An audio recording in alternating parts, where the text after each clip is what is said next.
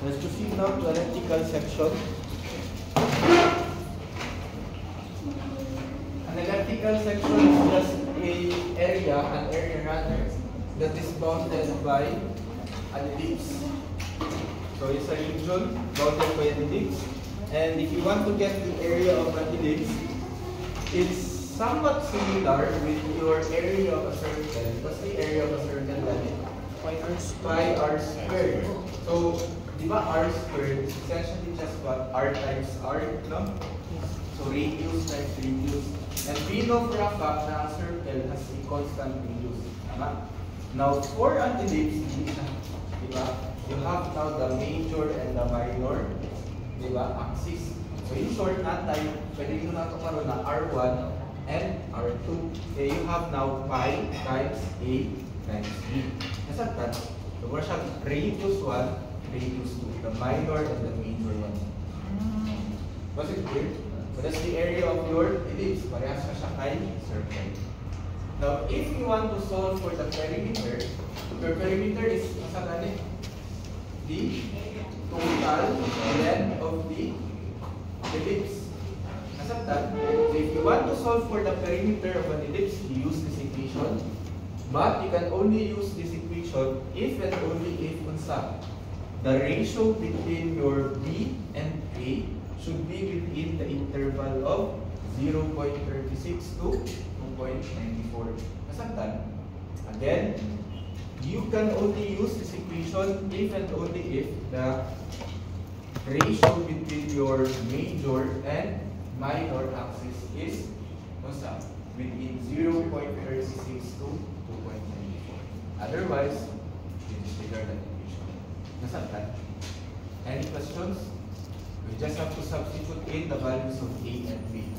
Now, kesa si A. Major. That's your major axis. B is the minor one.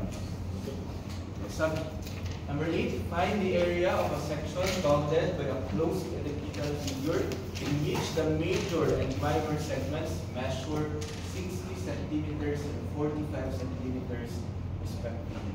Kisa si 60 o 45? Is it your A, B, or 2A, 2B? Kisa na sila? 60 and 45. You read the statement, major and minor segments. This is your 2A and 2B. So your 2A is equals to what? Isa ang 2A?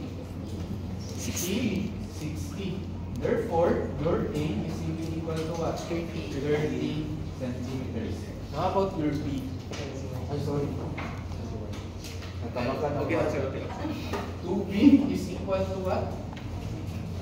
45, and therefore B is equal to 45 over 2 centimeters. Now, if you want to solve for the area of the ellipse, as an equation, area is equal to pi times A times B. So, substituting, you'll get what? Pi times 30 times 45 over 2. And you get area is equal to, we can simplify 30 divided by 2 as 15. What's 15 times 45? That's 15 times 45.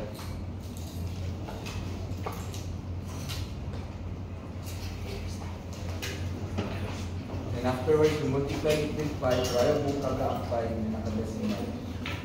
What's 30 times 45? 100, 1,050. Tama? 1,350.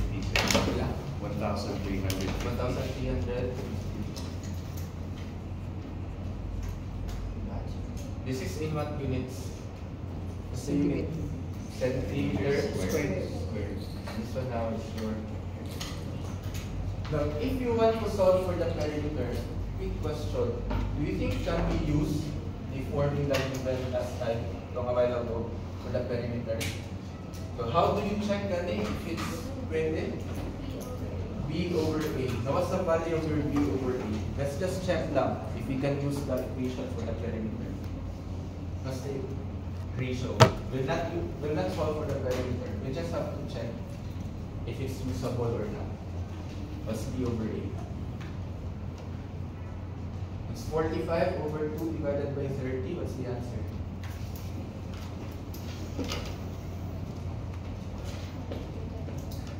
Kila? Ano yun, sir? 45? 45 over 2 divided by 30. 0.75. 0.75. Do you think pwede gamitin ng formula? Yes or no? Yes, because it's between 0.36 to 2.94. Except that, if you're tasked to get the perimeter, you always have to check first whether you can use the equation or not. Except that, klaro? Any questions? Wala? Okay, sige. So that's it. That's elliptical section or the area of an ellipse and its perimeter. Let's proceed. Let's quickly check, review lang the area of the triangle. And I believe you're very familiar with it already. Para problem. Pwede na? Okay na, Iris? Yes. Pwede na? See, so what's the most common area of a triangle na familiar mo? 1/2 base times height. You can only use this one, that general equation for a triangle, if your base and your height are what? Are right triangle or line plane perpendicular to each other. No? Pero pwede ka po na siya gamitin if let's say you have this kind of triangle as long as you know this height. Yung sa pi ba, gisama mo? Ay, sa ellipse kay gisama mo yung pi pag multiply. Tapat lang. Ayan na siya kung kagana naka-point na dito. 3.465 para at least exact yung answer. So paano siya Ano siya isulat? Paano yun? I-times ang 30 times 45. Tama ba? 30 times 45? Yes, sir. O, then, Over two. tapatin lang 5. Pero kung Tapos gusto yung- nyo itong exact, mo ito nakadesimal. Okay. Okay lang yun yan, sir. Okay lang, naka-5 lang. Any other questions? Wala? Again, you can use the 1/2 base times height even if it's an isosceles triangle, provided that you know the height.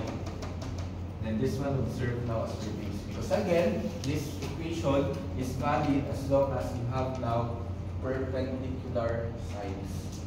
Although this time, hindi siya perpendicular niya. But kanina, hindi na yung perpendicular. Nasa that?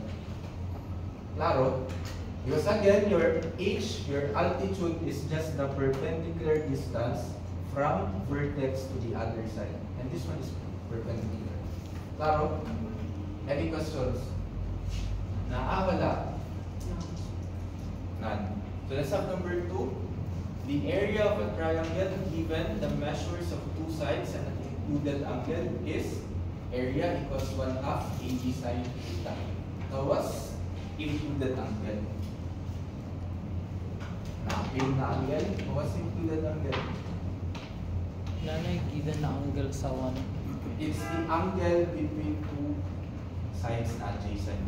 So for example, if you have side A, side B, asang included angle kaya? Dire. This one. So this one is your included angle theta. So if this is the given and the setup, that's the time you can use that equation that area is equals to 1/2 AB sine of theta. Except that. Klaro?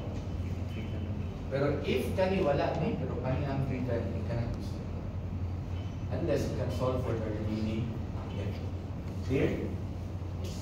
Let's have the last equation. We call that one as your Heron's formula. You can use that one once you have a triangle with 3 sides given. For example, wala ning angle. You're given now the third side. That's the time you can do what? Use that formula. So that's the square root of s times s minus a times s minus b times s minus c. Where your s is your what? You check the equation. Isa ng s. That's your semi-perimeter or half of the perimeter. You have a plus b plus c divided by 2. Diba perimeter maning a plus b plus c? So that's just half of the perimeter. That semi because it means to say half. Same goes sa semicircle. Kita nyo, di ba? Semicircle is just half. So semi-perimeter, half lang po of the perimeter. Claro? So those are the three equations for the area of the triangle. Any other questions? Wala? We'll just quick review on that one. Yes, Let's yes. have composite shapes. So composite shape is just essentially now composed of various common shapes to form another figure.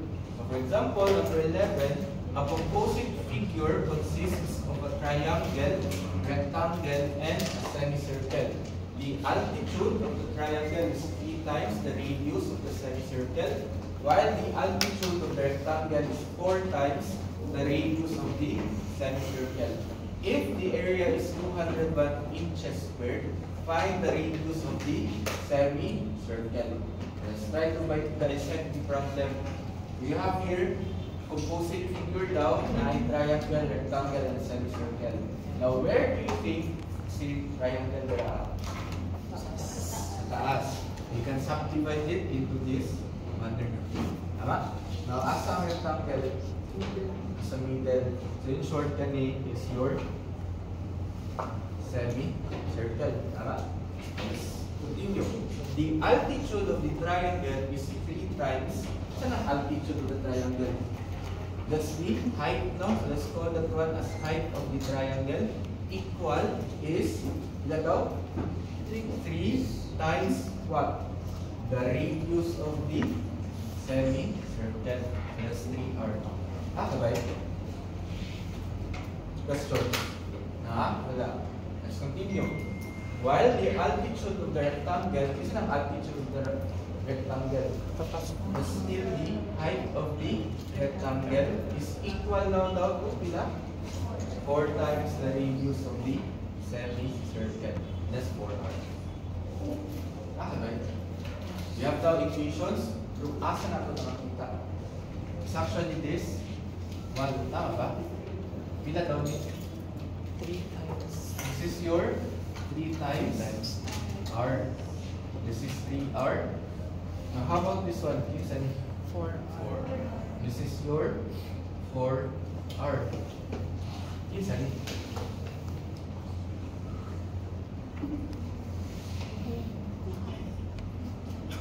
Kinsa ni siya? 1/2 R. That's your radius. R na lang. Kita niyo. Diba?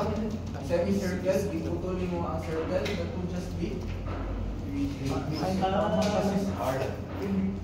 Sabay? Klaro? Questions? Wala? Okay. Now let's continue.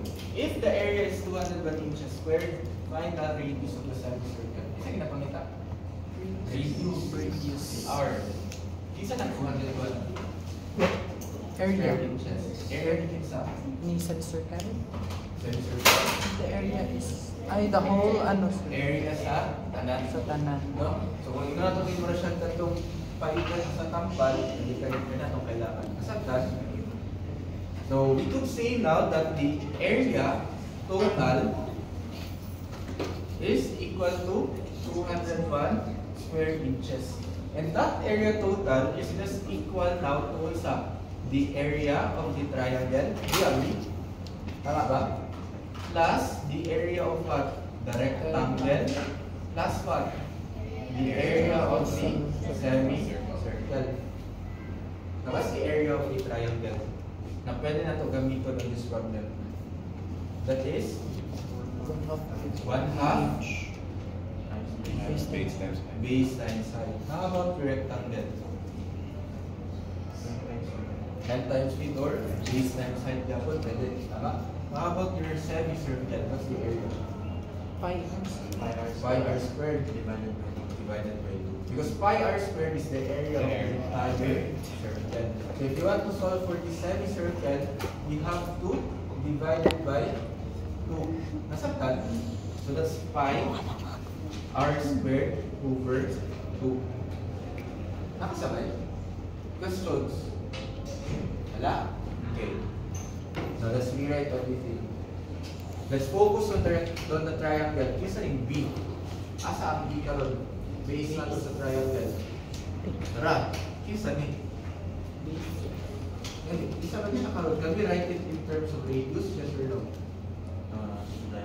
That's the diameter. And we know the diameter is just what? 2 ka radius. Di ba kailangan sa diretso straight ba niya? So whatever the value of this one should be the value of this one as well. Do you agree? Yes, sir. So that would be, we can write base as simply what? 1/2 times 2 radius. Now how about h ni triangle? Kisa? Kila ang h sa triangle? 3r. So times 3r. Plus, what's your base karon sa rectangle? Kila ang base sa triangle? Is still 2r. Di ba kay straight ra mo na wala pa siya ni kalitong kabukla. Kasabtan, so that will still be 2r times, what's the height of your rectangle? 4 times 4r plus 5r squared over 2. This is now equal to 201 inches. If you want to solve for it, we can simplify this one. This one cancels out. You'll get 3 times 3r times r, ilan na? That's 3r squared plus what's 2r times 4r? 8r squared plus 5r squared over 2. Then you can now solve for the radius. So if you can do your shift solve, do it on your own, or you can do manually. Let's see, factor out r squared, you divide both sides by what's left. So that would be 201 divided by 3 plus 8 plus 5 over 2. Now remember, as we factored it out, what's left is r squared, and what we want to solve is r. So we take the square root of everything. What's the answer? Ano yun? 201? 201 over. Ano yun sa baba? 3? 3 plus Plus 8? What's the answer? Bakit 3? 2R man kaya. Sir, Bakit siya 3? 3 yan sa baba. 3. Bakit siya 3 times 2? 3 Asan yun ang ano? over 2. Factor out r squared. So multiply it with kana. So divide both sides by katong 3 plus 8 plus 5 over 2. Tama pala. 3.9998. 3.99 8. So in short, we can say na this is approximately 4 what? What's the unit? Isa? Uy, units. Inches. So this is 8 inches. And this one now is your Kani ato? Ay, Ah. questions?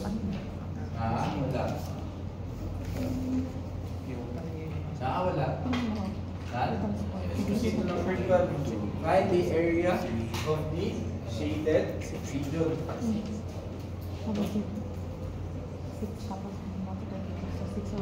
Okay na? Let's continue. Okay, let's proceed. So you have here a composite shape in such a way na kami anong kailangan the shaded region. Do you agree? Tama ba? First question ako. If this is your radius, which is 10 inches, ilan ni? Again. May I erase na this one? Yes.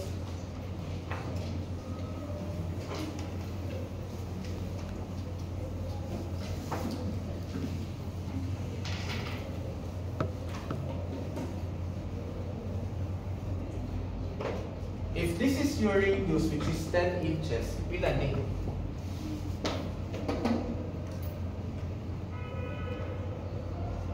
Pila na siya? Again, if this is your radius, 10 inches of the circle, pila ni?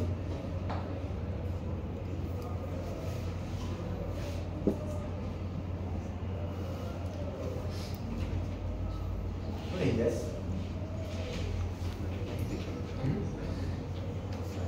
20? Any other? What's that? 10? Isa pa yung guess. It's actually still 10. Okay, this one is the radius, this one is the center. Di ba? From center to the any edge of the circle will still be radius, di ba? Pag diripod, will still be radius. Although medyo dili siya halata sa drawing, that will still be 10 inches. This one is 10 inches. Sabay? Now, if you want to subdivide that into several shapes, saan ito pwede mabuhat na shape? Saan ito mabuhat na shape? You can actually create this one. Kita nyo? You have a right triangle.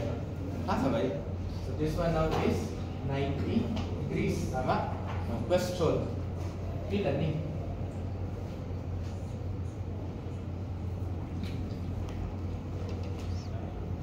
Pila na siya?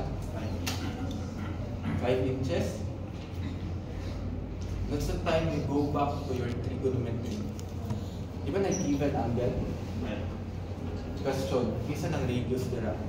Is it your hypotenuse, opposite, adjacent side? Isa mo na siya. Kailang 10 inches. Opposite? Adjacent? That's your Adjacent? hypotenuse. Malata na din ako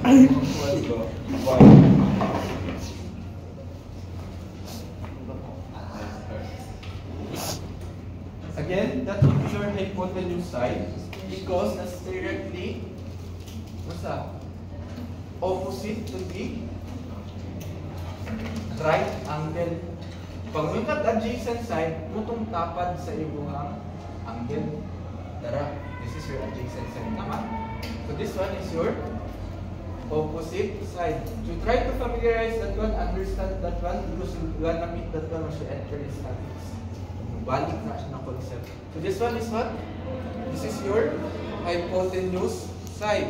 This one is your adjacent side. Now, if you want to solve for the adjacent side,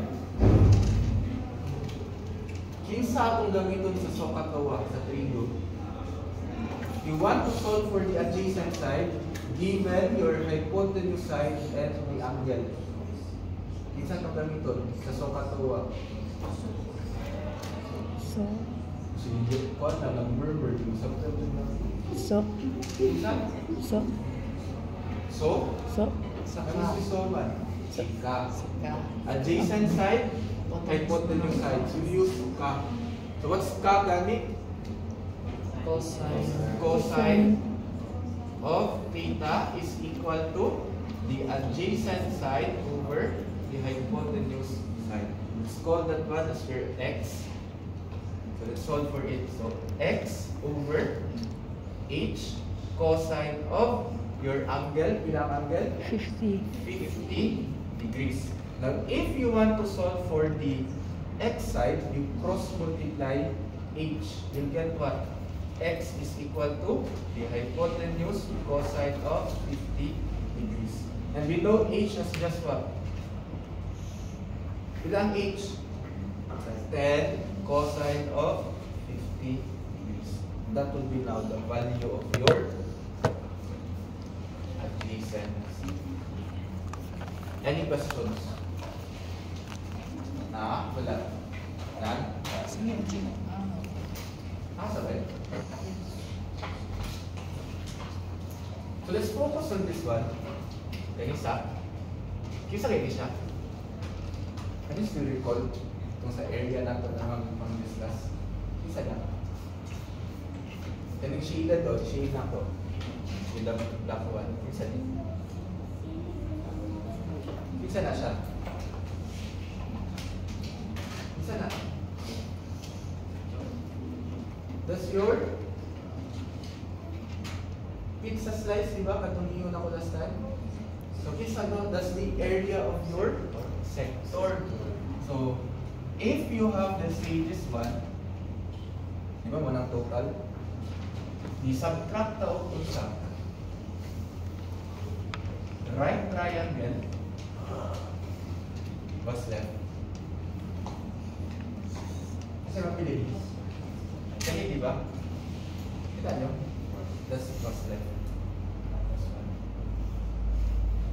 And we want to do that one because, nga naman, if we want to solve for the area shaded, what do? We solve the area of the rectangle. Let's not assume that it's a square. Then you subtract it with this one, you'll get what? Isa naman ako ato. The shaded, diba? You agree? Now, if we do this one, the rectangle, you subtract it with this one, what's left? Syempre, the shaded region. And this one's going to be one side. Yes, you know? So that would be the flow of our solution. Let's take that. Sabay? Sige. What's the area of a sector?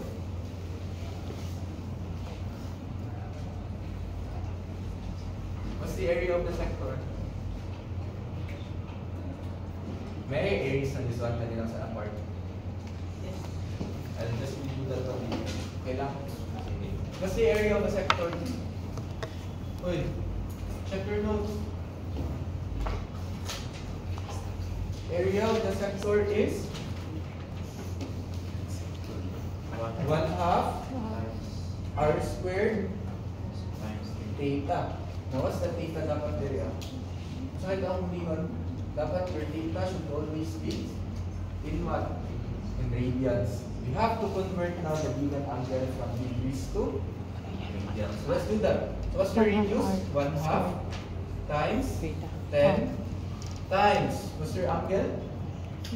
50 degrees. Now, if you want to convert it, what do? You divide it with what? Oy, what's the conversion factor? 180 degrees. Then what's next? Do I stop here? Times 5. So, area of the sector now is equal to ilan? What's the answer?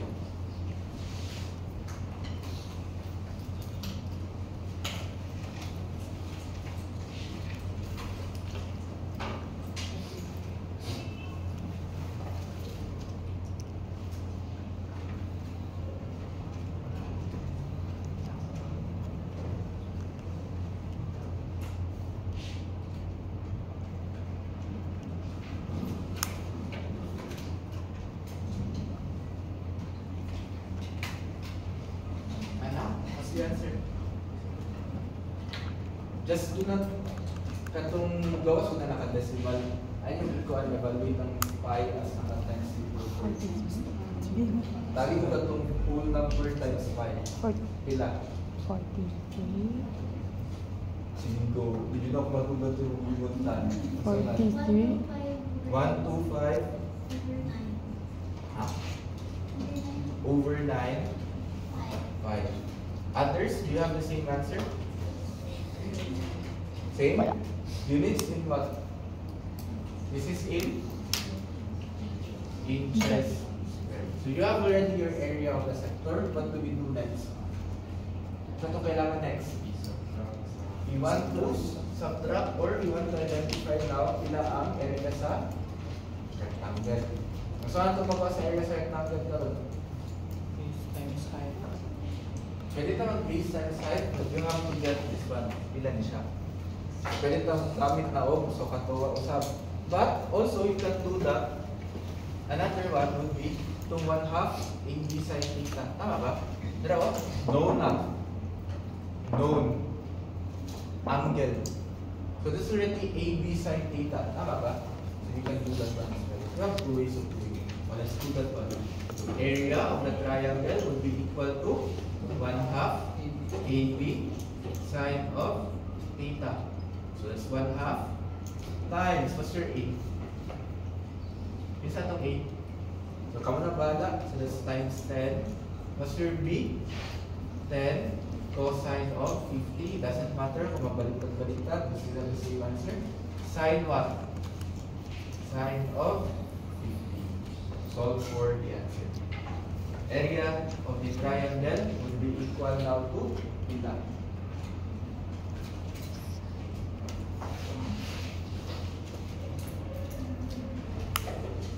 $24. Ilan? 24.62. 24.62 units. inches square. Others, do you have the same answer? Same answer? Confirm? Okay. So what do we do next? What's next? I-add. Huh? I-add. I-add? Daraan mo pa, no? Guys, Shit. we subtract now these two. So that will get what? The area of this one. Nasaktan to? Klaro to? Let's do that. So that will be area of this one, that shape, should be equal now to area of the sector times the area minus rather the area of the triangle. That's 125 over 9 pi minus 24.62. What's the area? Ilan? Ilan?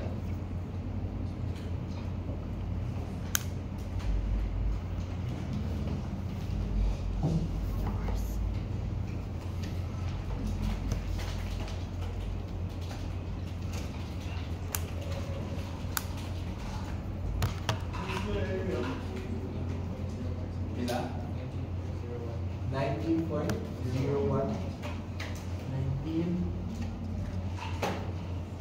19.01 square inches.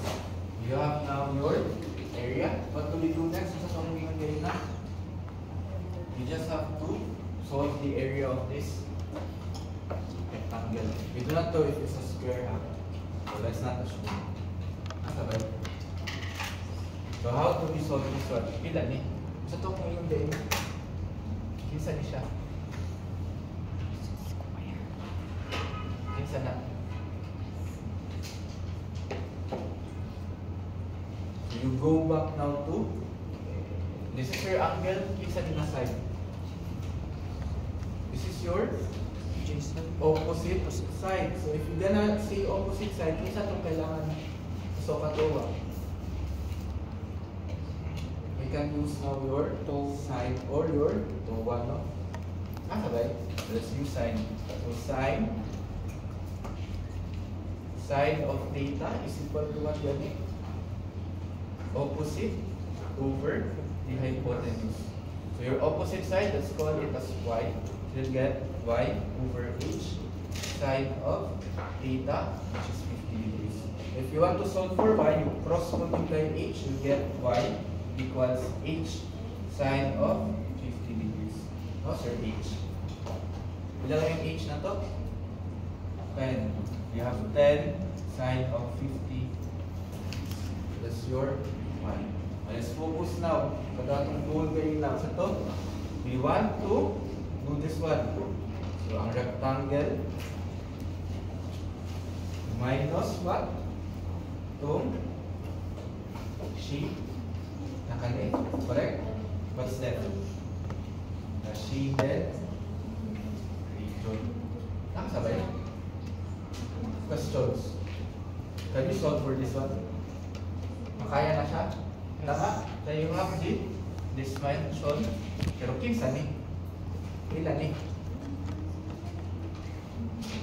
Ilan na? That would be 10 inches minus this one. Do you agree? Yes. What's left is this one. So kaya isolve ang area, yes or no? Yes. That would be area of this one is equal now to what? 10. Nasa ba? Uy. 10 sine of 50 degrees times what? 10 minus 10 cosine of 50 degrees. Pila ang area?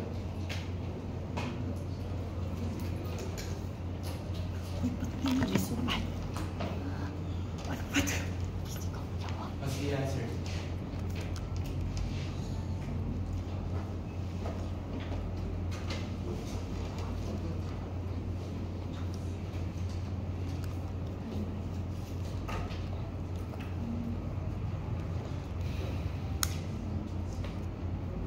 $27.36. Ilan?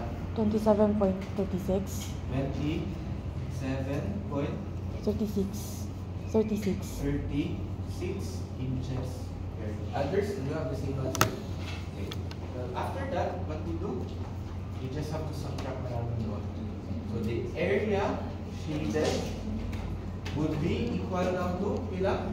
27.36 minus 19.01 square inches. So what's the area shaded? Pila?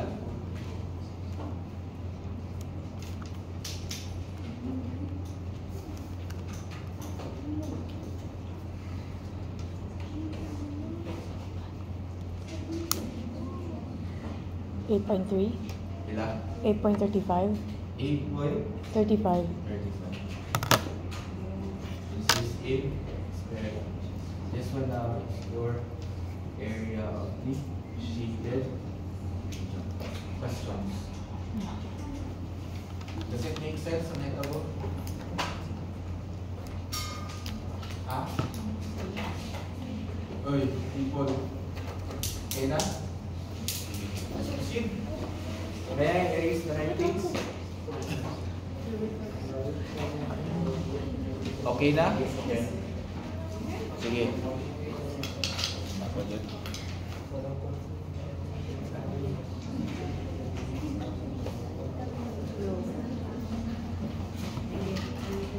I'll erase the writings na. Kinakaw?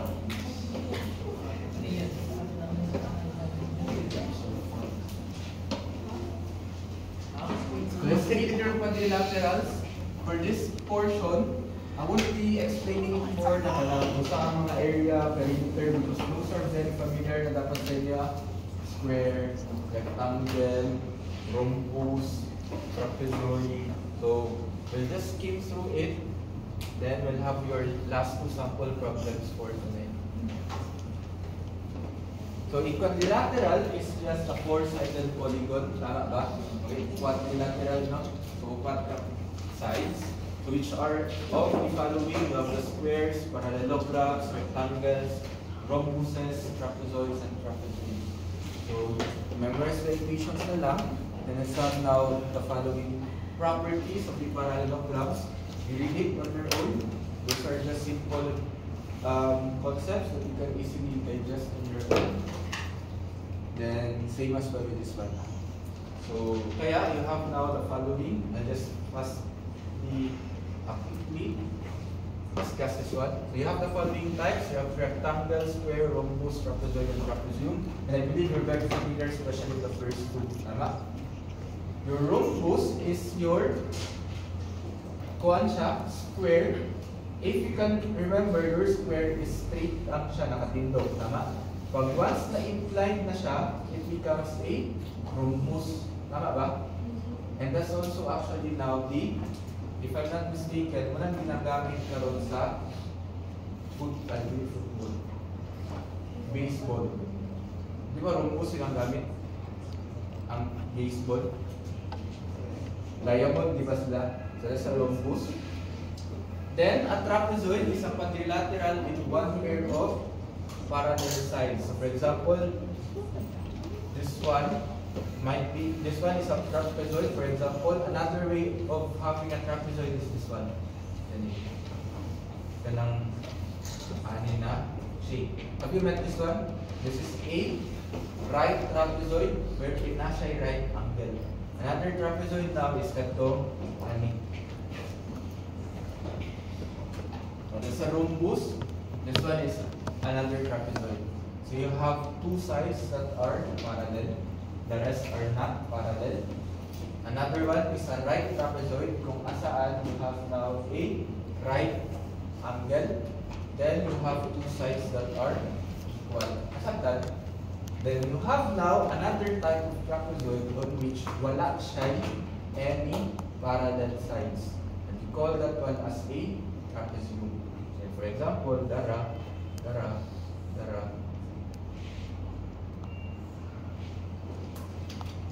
There's a trapezium. Wala any of these sides that are parallel. A trapezoid, on the other hand, has two sides rather that are parallel to each other. That's not that. So that's the difference, the key difference between a trapezoid and a trapezoid. That's not that. Any questions? Wala? Let's have your sample problem. Find the area and perimeter of a square whose diagonal is 15 units. Question po sa diagonal. Saan diagonal? Pa-degrees. Saan na siya? Asa mo siya? It connects what? The vertices no, the end to end. So kung utahay na kay square, ana siya sa diagonal. Tama? Pwede mo lang nag-ana mo, direct siguro to. Diagonal ba na? Kasabtan, sa diagonal connects the vertices. Okay? So let's draw down. You have now a square.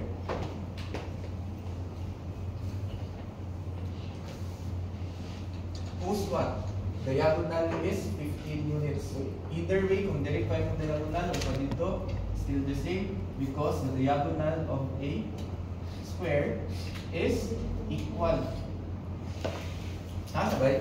It's an important property of a square wherein its diagonals would be equal in length. This one is your diagonal with a unit of 15 units. We're tasked to get what? The area and the perimeter. Without any OPM solving this one. Right triangle. Right triangle. Tama no? If you look into it, you actually have this right triangle. Right? Now, if you try to think about it, what's the area of a square? Area of a square is? What's the area of a square? Base times height. Base times height. But di ba ang base and height are equal? We can say now that this is, let's say side S ni siya. So the rest are side S. Tama? You agree? Now, if you focus on the right triangle, nalaman na tawon, you see what? It's an S. Tama? How about this one?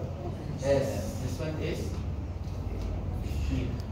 So if we focus on the right triangle, saan po pwede buhaton? Saan po pwede buhaton?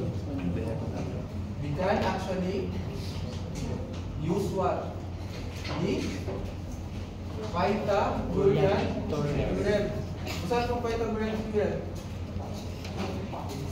A squared plus b squared equals c squared. So we can say now that this is your side A, your side B, then or side C. We'll have what? S squared plus S squared is equal to what? 15 squared. So that we can combine these two S squared, you get 2 S squared equals 15 squared. Now, if you want to isolate S squared, we divide both sides by 2. We'll have plus 15 squared. 200. Uy, cycle. 225. 2 to 5. 2 to 5. 2 to 5 divided by 2. Now let's, so itong yun kayo na, what's the area of a square?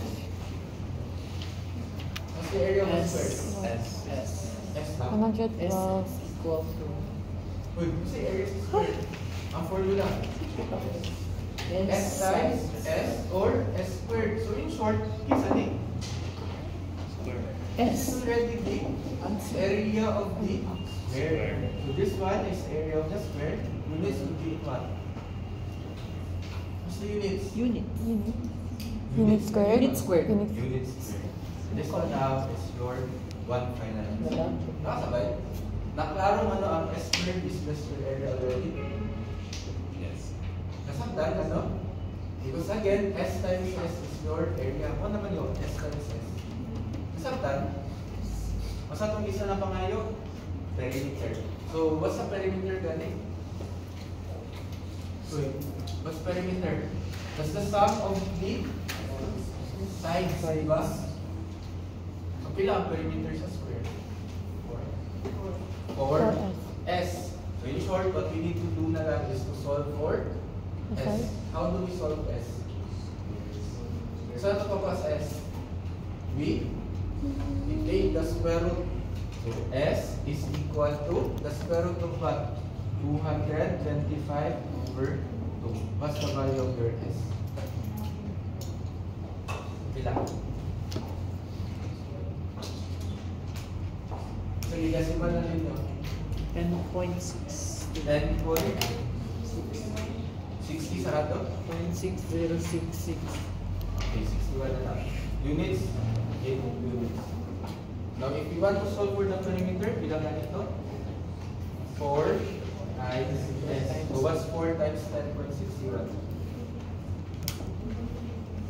42.42. Bilang? 42.42 units.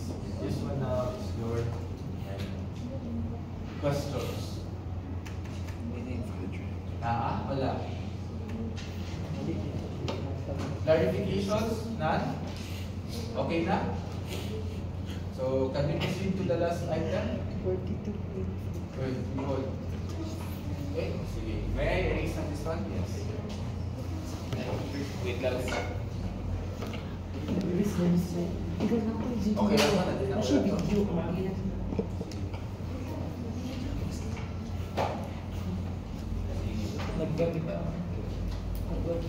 So the side of a square is x meters. The midpoints of its sides are joined to form another square whose area is 16 meters squared. Find the value of x and the area of the portion of the bigger square that is outside of the smaller square. Guys, yung problem? Let's try to dissect it isa-isa. The side of a square is x meters. In short, ano tayo? Square daw sa? Ang iyang sides daw are what? X meters. X meters. Let's draw down the square.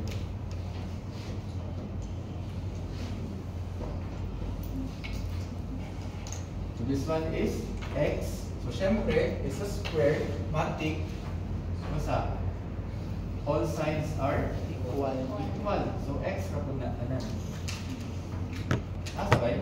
Yes. This one is x, and x as well. So inyo, the midpoints of its sides are joined to form another square. So may pasabot na ito. Saan ang midpoint? Tunga. Ito nga. Pero kay sinsan ito nga. Tunga sa side. Kani daw. So sa itong buhaton, if you identify the midpoints, for example, these ones, nasa daw akong buhaton? Sa daw gino niya? Are joined form Join another together. square. So i-connect na to sila, you'll get what? This one. Hindi. So sa ito na form? Rhombus. Another square. Pwede mo natin as rhombus. Circle you. Sige. So form another square whose area is 16 meters squared. Isa na 16 meters squared. Sasa? Sa dako? Or sa gamay? Sa gamay. So that is area is equal now to 16 meters squared. Find the value of x. So let's start with the problem, the third part. How do we find the value of x? Saan to? Sige daw. Any idea? Saan man? Sige daw. Triangle. Okay, so may right triangle. If you focus on that right triangle, tama, you have a right triangle. Kisa din. Kisa na ang side. Pila ni? X. Pila ni? Half. 1/2 Diba, midpoint man daw kung ikunin. So, x over 2. How about this one? This is still x over 2. How about this one? Kinsa ni? This is actually the side of the square. Let's call it na lang as S. Sabay? So you have here side S. Now, saan pa pwede mo hatun diri? You can actually do your right upper yan. Correct? That would be unsa? X over 2 squared plus x over 2 squared equals what? S squared. Now, kisa lang S squared na lang. Kasi ba, kung kisa yung S squared na rin, kisa yung S squared na rin. That's just what? That's the area of the, nakikita nyo? Do you agree? Diba kung may S times S mo, that's already the area of the square. So in short, we could say that S squared is just simply what? Equal 16. This is equal to 16 units squared. Units ba? Meters squared. Meters. Masap that? Kasi clear, ano ang S squared, this is just equal to 16. Claro? So let's simplify, you'll get what? X raised to 4 over 4 plus x raised to 4 over 4. What's 1 4 plus 1 4? Ayan is 4. X squared, x squared. Let's factor out x squared is equal now to, if you factor out x squared, you get 1 4 plus 1 4. Ilan na? That's 16 divided by 1 4 plus 1 4. Solve for this one now. 1 half ang 1 4 plus 1 4. So, pila ang answer? 32. Tama? This is equal now to 32. So, this one is your x squared. So, itong required, we want to solve for the value of x. We do what? Take the square root of 32. What's the answer? What's the square root of 32? 4 square root of 2. 4 square root of 2. 2. If it's in approximate value, pila? 5.65. 65. Wala na yung sobra. 6854249. Tama? Units would be in what? In meters. This one now is your answer for the first problem. Sabay? Question. Ay, hindi. Wala? Wala?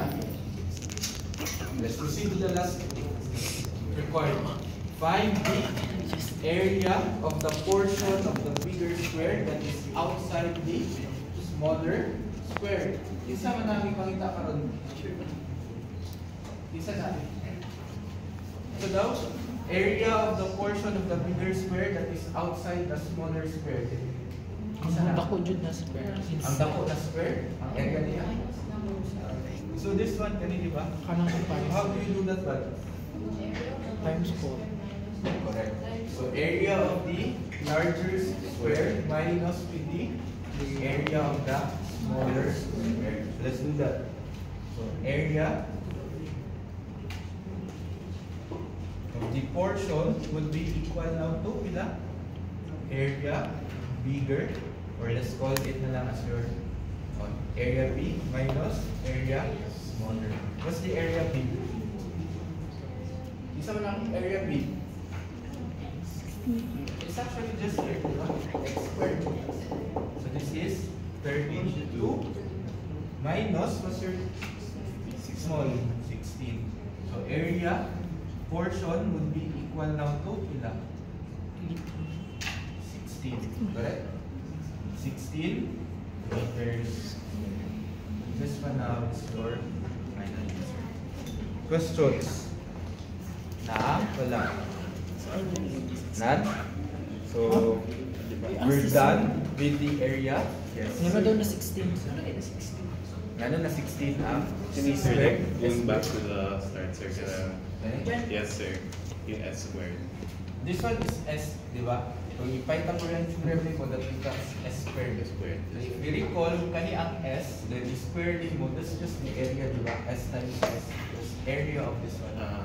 Kaya, we just say now that S is equal to 16. Or if dili mo mag-ato, what you can do now is get the 16 is equals to S squared, you get the square root of pila ba? 16. So, S is equals to 4. So, sunod mo 3, 4 squared is still 16. Okay?